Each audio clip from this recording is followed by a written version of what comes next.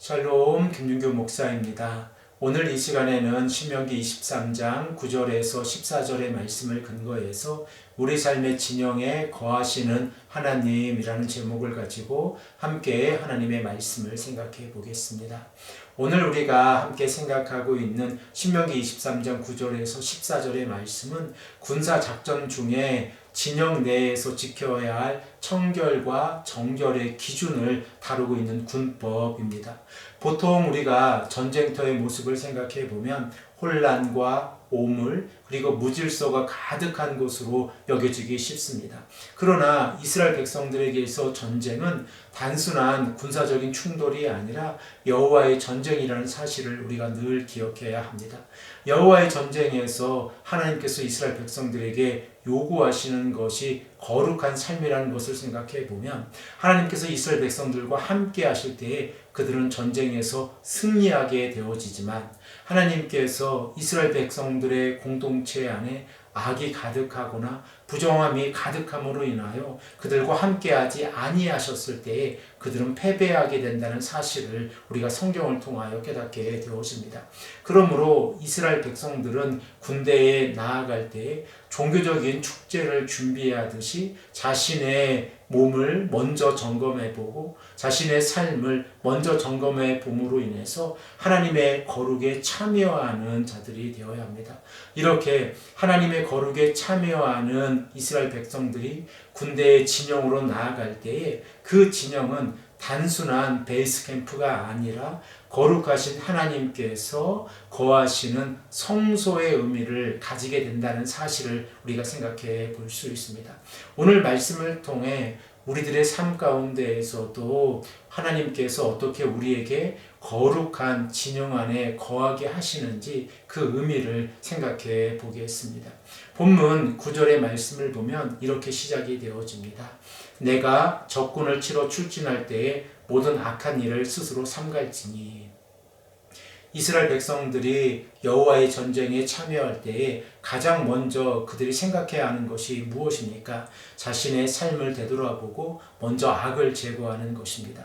만일 하나님 앞에서 악을 행하면서 여호와의 전쟁에 참여한다고 하면 하나님께서는 이스라엘 백성들과 함께하지 아니한다는 사실을 우리가 성경의 역사를 통하여 지속적으로 생각해 볼 수 있습니다.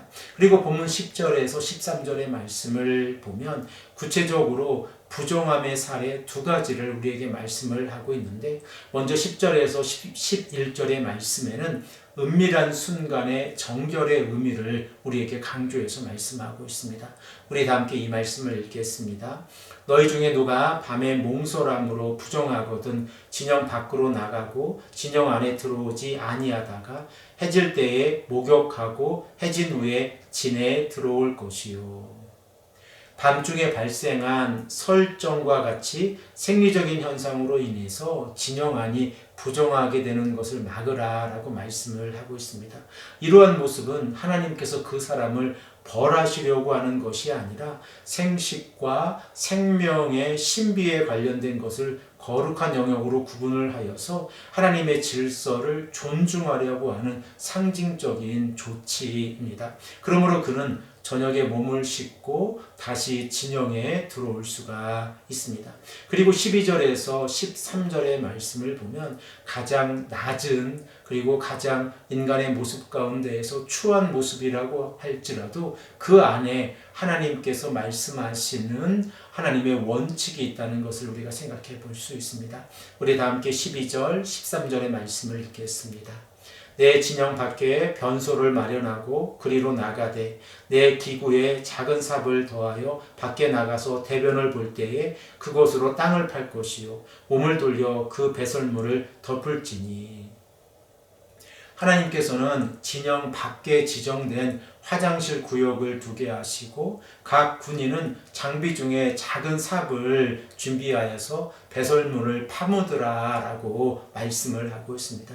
그 이유는 위성적인 목적뿐만 아니라 가장 비천하고 일상적인 삶의 행위조차 하나님께서 간섭하고 계시고 하나님의 거룩함이 함께한다는 사실을 우리가 생각해 볼 수 있습니다. 우리의 신앙의 모습도 동일합니다. 우리의 신앙은 교회 안에서만 증명되는 것이 아니라 아무도 확인하지 않고 아무도 보지 않는 은밀한 시간, 그리고 우리가 가장 일상적인 삶을 살아가는 그 시간에도 하나님께서는 우리의 삶을 통하여 하나님의 자녀라는 사실을 증명하기를 원하고 계십니다. 그러므로 우리는 하나님의 임재가 우리의 삶 가운데 임할 수 있도록 늘 우리의 삶을 되돌아봐야 합니다. 그러면 이스라엘 백성들이 하나님 앞에서 여호와의 전쟁을 치를 때에 그들이 승리할 수 있는 이유가 무엇입니까? 우리 다 함께 14절의 말씀을 읽겠습니다. 이는 내 하나님 여호와께서 너를 구원하시고 적군을 내게 넘기시려고 내 진영 중에 행하심이라. 그러므로 내 진영을 거룩히 하라. 그리하면 내게서 불결한 것을 보시지 않으므로 너를 떠나지 아니하시리라. 먼저 14절의 말씀 가운데에서 행하심이라고 하는 히브리어 단어 미트할레크는 에덴 동산에서 아담과 하와 사이에 거니시던 하나님의 모습을 묘사할 때 사용한 단어입니다. 그러므로 하나님께서 하늘 보좌에 가만히 앉아 계신 분이 아니라 우리의 삶의 치열한 전쟁터에서도 함께 하시고 그들과 함께 거하신다는 사실을 우리가 생각해 보면 하나님께서 함께 하시는 전쟁의 승리가 이스라엘 백성들에게 주어진다는 것을 생각해 볼 수 있습니다. 이러한 측면에서 생각해 보면 이스라엘 백성들의 군사력이나 그리고 그들이 가지고 있는 무기나 숫자에 의해서 이스라엘 백성들이 적군과 싸워 승리하는 것이 아니라 오직 하나님께서 그들과 함께 하시는지 함께 하시지 아니하시는지에 대한 기준에 따라서 그들의 전쟁의 승리와 패배가 결정되어진다는 사실을 우리가 생각해 볼 수 있습니다. 이스라엘 백성들이 실제로 가나안 땅을 점령할 때 여리고성을 점령하고 아간서 아이성에서 실패한 이유가 무엇입니까? 바로 한 사람 아간의 죄 때문에 그렇습니다. 이러한 모습으로 생각해 볼 때에 하나님의 거룩이 이스라엘 백성들과 함께하는 것은 너무나도 소중하다는 사실을 우리가 생각해 볼 수 있습니다. 그러므로 거룩함이란 하나님 앞에서 우리의 삶을 하나님과 동행하는 삶입니다.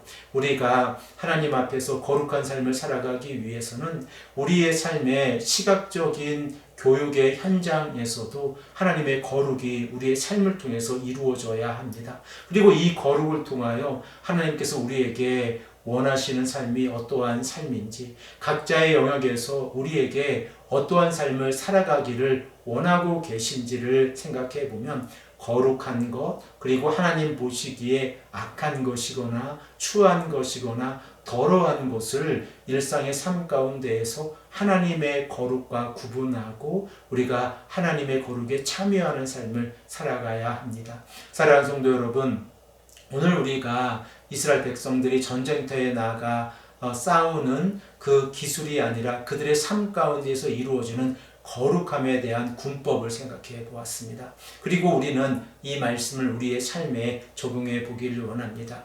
우리의 삶의 가장 은밀하고 사소한 영역까지 하나님의 통치가 임한다는 사실을 생각하고 오늘도 하나님의 말씀에 순종하고 하나님의 세밀한 음성에 귀를 기울이시는 귀하고 복된 성도님들이 되시기를 간절히 축복합니다. 함께 기도드리겠습니다. 아버지 하나님 감사합니다. 오늘도 우리에게 말씀해 주셔서 이스라엘 백성들이 전쟁터에 나아가서 그들에게 하나님께서 거룩함을 요구하시는 그 이유를 생각해 보게 하시니 감사합니다. 아버지 하나님, 우리의 일상의 삶 가운데에서도 하나님의 거룩이 임할 수 있도록 인도하여 주시옵소서. 감사드리며 사랑이 많으신 예수 그리스도의 이름으로 간절히 기도드립니다. 아멘.